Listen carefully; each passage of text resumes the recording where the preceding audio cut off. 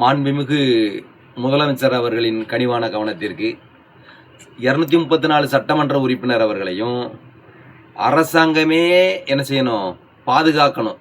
அவங்களுக்கு குடும்பம் பிள்ளை குட்டி இருக்கக்கூடாது. கல்யாணமே முடிக்காதவங்களா 234 சட்டமன்ற உறுப்பினரையும் தேர்ந்தெடுத்து இந்த அரசாங்கமே ஹாஸ்டலில் வச்சு பாதுகாக்கணும். 2 கண்மேன்கள் வச்சு நீங்கள் சட்டத்தை மாற்றி எழுதுங்க.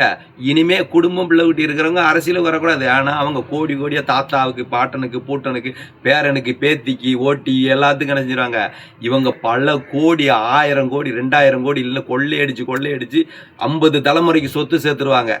ஆனால் நீங்கள் இந்த மாதிரி சட்டத்தை மாற்றிட்டீங்கன்னா அவங்க தலைமுறையோட கதை முடிஞ்சு போகும். இந்த சட்டமன்ற உறுப்பினர்களை நீங்கள் பாதுகாத்தீங்கன்னா அவங்க 234 எம்எல்ஏவும் அந்தந்த ஹாஸ்டலில் வச்சு 2 கண்மேன்கள் யாருமே என்ன செய்யக்கூடாது. அரசு பொது வேலைகளை மட்டும்தான் அவங்க கையெழுத்து போடணும், செய்யணும். அவங்கள சொந்த வந்தவங்களோ யாரும் இந்த செய்யக்கூடாது. 5 வருஷம் பதவியில் இருக்கும் தட்டியும் யாரும் பார்க்கவோ அனுமதி கிடையாது. சொந்தங்கிறதெல்லாம் அதுக்கு அப்பாற்பட்டது. 5 வருஷம் பதவிக்கு பிறகு. அதுக்கு முன்னாடி இவங்க சேவையாற்றுறதுக்காகவே 234 எம்எல்ஏவை நீங்கள் தேர்ந்தெடுக்க முடியாதா? அப்படி தேர்ந்தெடுத்தால் மட்டுமே பல கோடிகள் இந்த தமிழ்நாடு பார்த்தீங்கன்னா கடனில் ஆக்கிட்டாங்க.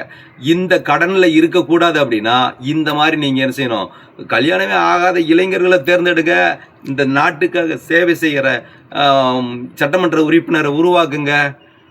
விஜய் அவர்களே, உங்களுக்கு நான் கோரிக்கையாக வைக்கிறேன்.